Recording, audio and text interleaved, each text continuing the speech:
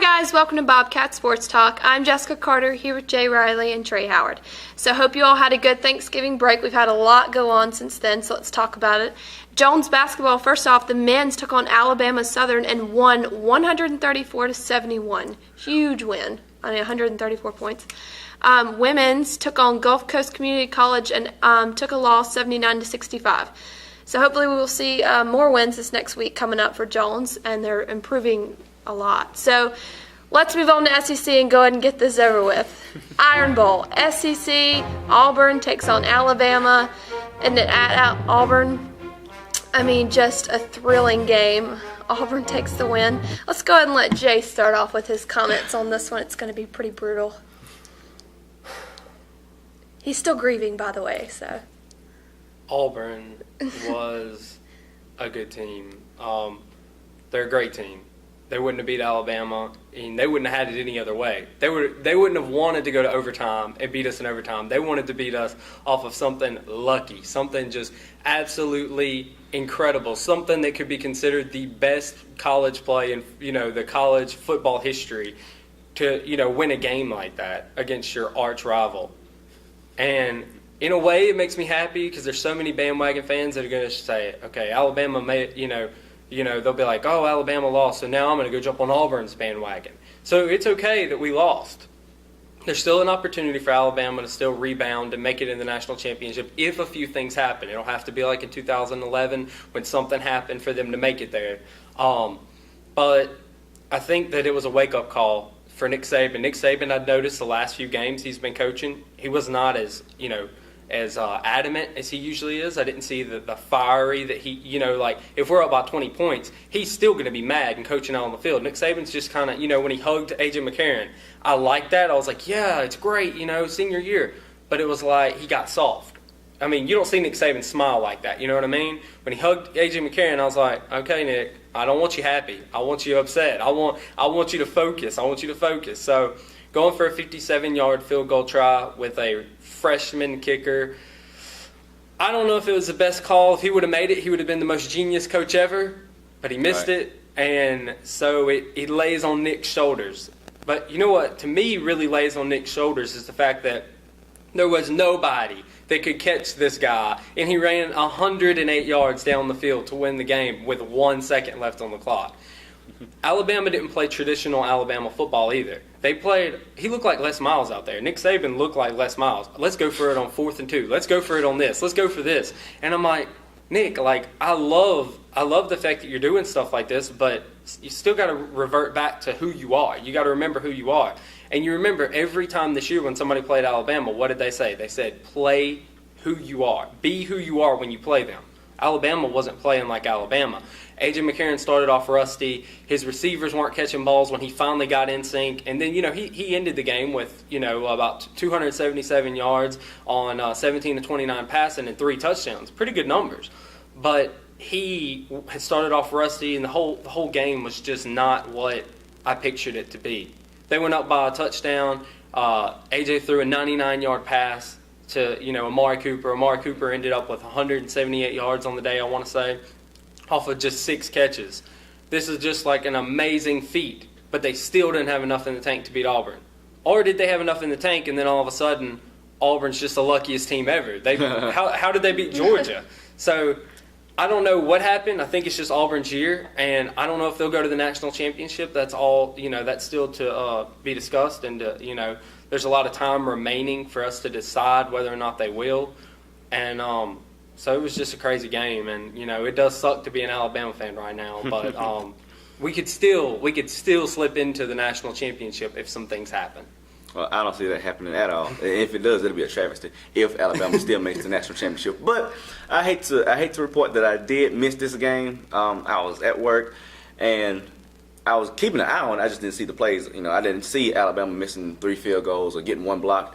I didn't see all this happen. I just seen the scores. So in the second quarter, it was 21-7 Alabama. And I'm like, man, Alabama's going to run away with this game. It's Florida State, Alabama, whatever. But then, later on, somebody comes in and they're like, Auburn's going to win. I was like, what? Alabama was up 2 touchdowns last time I checked. Now it's 28-28. And the clock's winding down. I'm glued to my phone now. So it gets down to about 6 seconds, and I'm like, okay, either they're going to throw a Hail Mary or they're going to take a knee. Alabama, I'm talking about. But then I see T.J. Yeldon scurry off about 30 yards and get into field goal range, or what Nick Saban thought was field goal range for the last second. Now, either, again, he's going to throw a Hail Mary because Adrian McCarron's got the arm to make it from 38 yards out, or take a knee. But he lined up in field goal position. Now, Nick Saban coaches these players. He knows what we don't know. He knows maybe this guy hasn't made a 57-yard field goal, or maybe he just didn't have the trust in AJ or anybody else to make a play. To clear that up, he actually is a freshman kicker that they had, he's like a 5-star prospect, and they had signed him. He was making 60 and 67-yard field goals whenever he was in high school, and they apparently had made them before practice. Right, so Nick Saban knows what we don't know. So he had faith in this guy to go make a 57-yard field goal, and when he didn't, and my coworker said Auburn won. I'm like, without overtime? Like, yeah, 34-28, Auburn won. On what? A 108 kick return, and the hugest smile came across my face. I'm not an Alabama hater, and I'm not an Auburn lover. It's just funny the way that Alabama lost. It was Alabama fans were so confident. Oh, it's roll tide. We're gonna roll tide, roll, and you didn't roll. Actually, you caught a flat. But anyway, it's not like Alabama played bad. I'm gonna give the devil their The kicker due. did. AJ McCarron went for 277 yards, even though one of those plays like a 99-yard play, but he had decent numbers, 3 touchdowns, no picks. T.J. Yeldon went over 100 yards. Amari Cooper went over 100 yards. So the offense played well. The defense held up. It was just one of those plays that, happened once every blue moon. Never. Was it luck or was it skill, in your opinion? Luck that I think it's a little combined. they got it going, like Chris Davis, I'm talking about, got it going, but skill, because if you look at the field goal team, they're all big guys. And Chris Davis, he's a speed guy. So if you can clear 1 or 2 guys, he can take it to the house. It's not like you've never seen nobody take a 100-yard field goal, take it back. It was lucky the way that they got the opportunity with 1 second left on the clock when Yeldon ran out of bounds. It should have been 0-0, but they left the second on the clock. That was lucky, but the return, it was skill to me. Okay.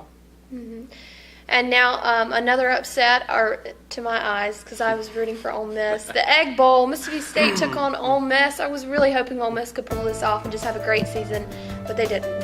And now we have to deal with all these loud, stupid cowbells. Mississippi State is ringing in our ears 24/7. I don't know who came up with cowbells, but, I hope you're really enjoying it. But, guys, what are your thoughts on this game? I'll take this one, and then I'll let Trey, talk about his team. I laughed. Bo Wallace during overtime. Okay, the whole game was just baffling. Bo Wallace threw three interceptions. I don't think he even threw over 50% completions. He may have. I think he threw interceptions in the first half too. I think he's either on or not. It's just... It was just a baffling game because both teams were struggling out of the gates and nobody was really taking control. Then they go to overtime, and they went to overtime because Mississippi State's field goal kicker missed a kick. I don't know what it is with these kickers lately, but De La Houssaye just missed it. Just wide right, and I was like, dang.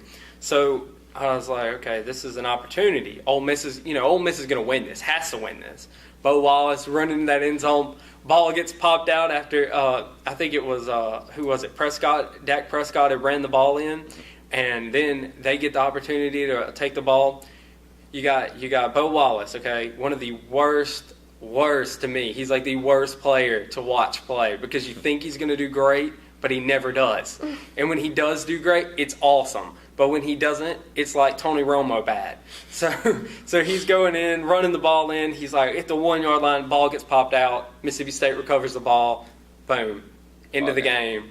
Mississippi State wins. All the cowbells are ringing. They're at Mississippi State's home, and I'm just like, did that just happen? And then then a few nights later, what happens? Alabama loses on a 108-yard. Football's crazy. I don't know how to explain it. This Ole Miss Mississippi State game reminded me of 2011 when Mississippi State was a team to look out for, and when they were riding high, and Ole Miss was looking a little lowly, and they came into Davis Wade Stadium and beat the Bulldogs. Now Ole Miss, again, before the season, Ole Miss fans were hyped about the recruiting class they got. They got the number 1 prospect. They got Treadwell. They got all these guys. They got Bo Wallace coming in. They got all these guys, and they still couldn't find a way to put it together this year. They lost 4 games coming in. This makes the 5th loss, and I think the Bulldogs played with a little bit of pride because this game got them into a bowl game. Now it won't be the Sugar Bowl or the Fiesta Bowl, but it'll be a bowl game. You know, that's what they play for. Right. And this game was a bit slow to me. It's only a 17-10 win for the Bulldogs. It wasn't much passing going on. Dak Prescott went 11 for 20, 115 yards, and no touchdowns. It was a very SEC defensive game, and the Bulldogs answered the bell. What's the only solution to winning in Mississippi State is more cowbell. So you use the cowbell. I think it got to the Ole Miss players a little bit. You know, they're so loud, and they just couldn't pull it off like the rest of the season. Ole Miss has been expected to win, and they just couldn't step up and answer the bell, except for against Texas. They answered that bell, but through the SEC, not so much. Now, next year, who's to say what happened? But this year, I'm very proud of the Bulldogs putting it off. I am a Bulldog fan. They got the 6th win, making the bowl game. I'm happy with it. They're happy with it. Let's move on.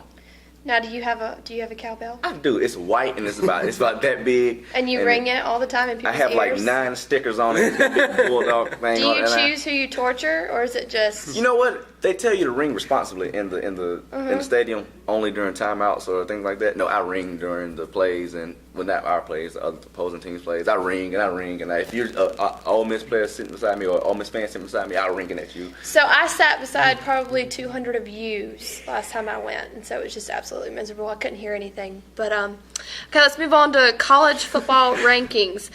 So guys, if you could have your own top 5 and just take out who's there right now and just pretty much have your own top 5, who would that be for you? I think they got it right. They have Florida State at 1, Ohio State at 2, Okay. Auburn at 3, Alabama at 4, Missouri at 5. I think that's pretty much right because it's not like Alabama was blown out. You know, they were number 1, dropped to number 4. About right. Auburn beat Alabama, so they deserve to jump into number 3 spot. Missouri, number 5, they beat Texas A&M. They stay put. Ohio State undefeated, hadn't lost a game in 2 years. They're number 2, and the best team in the nation right now looks like is Florida State. They keep cruising, and they're number 1. I think it's pretty much right. Okay. Well, I'm going to oppose that in one area. I still got Florida State at number 1. But my number 2 team, I'm going to move Ohio State out. The reason, I don't see their wins being as they barely got by Michigan. If Michigan went for 2 and then they kicked shouldn't have went for 2. Brady Hope made a mistake. If he wouldn't have made that mistake, I think that Michigan could have pulled it out. That we will never know, so it doesn't matter. But I'm going to put Auburn at number 2. I don't know if I want to put Alabama at number 3 because they did just lose, so it's really hard to only let them move down 2 spots. But I think I am because I think SEC competition is a lot harder than what Ohio State plays against. So I got them there. At number 4, I've got Ohio State. Or actually, at number 4, I'll have to put Ohio State because they're undefeated. So I'll put Missouri at number 5, and I'll leave it like that. I mean, not Missouri. Ohio State. Everybody says this. They're playing in the Big Ten. They're not playing anybody. Nobody's right. What do you want them to do? What do you want them to do? I want them to come play some SEC The only thing they competition. can do is win, and they're tailoring their schedule to win. Who do Alabama play out of conference? They play teams like Chattanooga, and teams like that. Why do they play them? So they can get guaranteed wins. Why Ohio State can do the same thing? They're playing their conference games, and they have their out of conference games. Do you want them to schedule Alabama, Florida State, those teams? Why would you do that? I understand where you're coming from, but I wish that they had some steeper competition. See, I don't know. There's nothing I don't Ohio know State if can Florida do about State. that. I don't know if Florida State even deserves the number 1 spot based on the quality of their wins compared to the SEC. Now, granted, the SEC has moved down a little bit compared to how steep the competition is in the SEC most years, but I still look at Florida State, and what do they have? One really good notable win against Clemson. And where's Clemson right now? Is Clemson that notable because they just lost to South Carolina? Exactly. They beat Miami. Miami was on a roll. Right. But they're undefeated. Yeah. They're beating their competition handily. I'm talking about Florida State. And I know they deserve to be number 1. If they get past Duke, I'll agree. Duke? If they get past Duke, they have to play Duke for the ACC championship. You think that's really a stumbling block for? I don't know, dude. I mean, you never know. I've got it as a possible upset game. Not at all. I think You think Florida Florida State's just run going to away. cruise? I think You Florida State runs just away. gonna That's what they've been cruise? doing. You know, they have. Yeah, but they have this Alabama's little- been cruising most of the year too. But Alabama just played a number 4 team in Auburn. Duke's not. I'm not gonna say But they're not Duke's only good, lost but two two games all season. I think Florida State cruises. Okay, all right. So moving on, last but not least, the NFL predictions: Saints versus Seahawks. What you got for that? All right, I made a bold prediction. You know, Seahawks are coming down here to New Orleans to play the Saints. Drew Brees is going to be on fire. He's in his dome. Jimmy Graham's going to be on fire. We're going to see Marquise Colston catch a few passes. You know, I think that it's going to be a good, solid performance from New Orleans offense.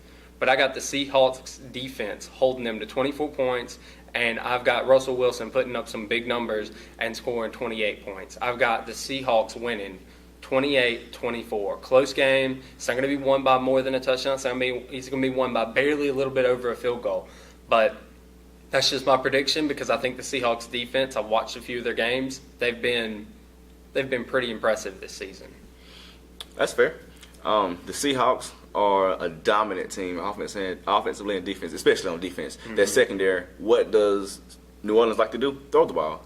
What can stop them? Richard Sherman. And that defensive secondary. And the front seven is not bad either. Mm-hmm. I mean, you have all the ingredients for a loss in New Orleans, except it's in New Orleans. And New Orleans doesn't lose in New Orleans. It's not like we're talking about a bad Saints team here. We got Drew Brees. He's got his weapons in Jimmy Graham. He's got all that stellar receiver. He's got Darren Sproles. That defense, Rob Ryan has that defense playing at a high level. I'm not saying that the Saints are going to run away with this game, but I expect them to put up close to 30. I'm going to say 30. I'm not saying the Seahawks are going to put up any points. 24, 21, maybe. I'm giving the Saints a touchdown win. Okay. Maybe I call it 30-21 because I don't think the Okay. Seahawks are going to be able to score like the Saints are going to score in the Dome. Now, had this game been in Seattle, it would have been a different outcome because, you know, the Saints don't travel You well. don't think Marshawn Lynch and, you know. Yeah, of course. But I think the Saints just outplay. I don't know what it is in the Dome. They just play better. And we all say defense travels in the NFL, and that defense in Seattle does travel. But I think Monday night, it is a primetime game. The Saints show up and beat the Seahawks 30-21. That's what I'm going to say, 30-21. Okay. That's So- not a bad prediction. Yeah, so moving on to final words. My final word is Jones basketball, women and men's, are taking on Kahoma tonight at 6 and 8 o'clock, so don't miss them. And guys, what are your final words for this week and last week? Well, I guess last week I'd be Nick Foles. Nick Foles has been phenomenal. You know, really didn't think he would be the solution to the Eagles' problem, but he's been phenomenal. He's got some amazing efficiency numbers, and he's just been the efficient quarterback that the Eagles were looking for. And with Michael Vick on the bench, you know, I'm always thinking, like, I want to see Mike Vick because I've been watching him all, you know, being a little kid and watching him and watching Peyton and liking both of them, because they're both different style quarterbacks. I was always like, I want to see Michael Vick play there. But Michael Vick's not the answer. Nick Foles is. And I think Nick Foles may be the sufficient starter for a long time, maybe 2 or 3 years. I'm not saying I'm not going to go any further, but we'll see what he continues to do the rest of this season. And my one for this week would be Peyton Manning. Peyton Manning, his 4 touchdown passes that he threw to Eric Decker, and the other one that he threw to, I think it was Demaryius Thomas. Peyton Manning's been, you know, phenomenal for the whole season, but the 5 touchdown passes yesterday, the 2 picks, you know, he was rusty starting off. I think it was because of where they were at. They were at the Chiefs' house, and he had to get that together. But I feel like Peyton Manning's still the pure MVP candidate. You know, he's on his way, and I think that he was just pretty phenomenal, and he had the opportunity to lead the team, you know. And I think he's the reason that they won ultimately, along with Eric Decker catching all those passes. Michael, it just seems like we find a way to work Peyton Manning in every week's call. We have to. We have to. If you're okay, what It should other be quarterback It threw should be 5? Alabama Peyton Manning talk. What other quarterback threw 5 touchdowns? I mean, he threw 5 touchdowns, 403 yards. Okay. That's it. Yes, it's you know, ho home. I gave Nick Foles credit. My final word for last week and this week is who is the Heisman winner? Like, we're getting down to the nitty gritty here, and we still don't have a definitive number one. I would say it was Jameis Winston, but when I see ESPN on ESPN, people like Robert Smith who hold a Heisman vote, him saying that as long as Jameis Winston stays silent about this sexual assault allegation, he's not gonna vote for him. And at least 20% of people have taken him completely off the ballot, and that's ridiculous to me because this is the land of the free, home of the brave. It's supposed to be innocent until proven guilty. Right. And if he's innocent, why are you assuming that he's guilty? Just because his name is mirrored or something, it shouldn't mean that you should prove him guilty in the court of public opinion and take the matters into your own hands. What if he's innocent? You know, what if he didn't? What if this is just something that we think some girl said a year ago because she didn't want to come out and say because the police told her not to say it? And he's a football player. I mean, that's they it's do just have too much. DNA evidence, though, that it is his. That it, you know, they do have they his have DNA. evidence. That's my only argument for that. And he shouldn't win the Heisman for that. Like that is what does it have to do with the price of tea in China? That has nothing to do with the Heisman. That is his personal life. But anyway, I would say it's Jameis Winston, but I don't think it's going to be. I had Johnny Manziel all year, but his last two games against LSU and Missouri, they weren't horrible, but they were subpar Heisman They were games. Johnny. So I'm taking him out. Adrian McCarron, I never had him, and he still should be allergic. If anyone even says Heisman around Adrian McCarron, he should sneeze 3 times and have a bad case of the mumps break out because that's how far he should be away from the Heisman. Do you have a tattoo of A.J. McCarron? No, listen. I would not be Listen, this is how I prove my point. How many interceptions did Johnny Manziel throw against Mississippi State? He threw 3. How many points did Mississippi State put up on Texas A&M? 41. How many interceptions did A.J. McCarron throw against this same Mississippi State team? 2. How many total points did Mississippi State put up on Alabama? 7. So you mean tell me A.J. McCarron can go throw 2 picks, go 3 and out, not score, and then only have to put up a touchdown in the field goal? When Johnny Manziel has to go out there and score and score and score and score again, he has to play pinball with the opposite team. And A.J. McCarron can just ho-hum, maybe I'll get it this time. If I don't, defense a hold. You know? Okay, what about this Jordan Lynch guy? That's what I was getting to. Okay. Jordan Lynch out of Northern Illinois. He's not throwing the ball, but he ran for 300 yards. What? 321 yards? He's showing up. And my back, Andre Williams from Boston College, going over 2,000 yards. There's new guys coming up every day, and it's just crazy. I don't know who's going to win. I still put my money on Winston, but I just don't know. This is the way to end the BCS era. Well, that wraps up this week on Bobcat Sports Talk. Good luck to all you students taking finals. We all know how hectic that is, and we're sending prayers out to you. Hang in there. It's only 2 more weeks until Christmas break. And happy holidays. We're finally here, and we're enjoying family and holidays, so be thankful. And thank you for joining us. We wrapped up everything. I'm Jessica Carter. This is Jay Riley and Trey Howard.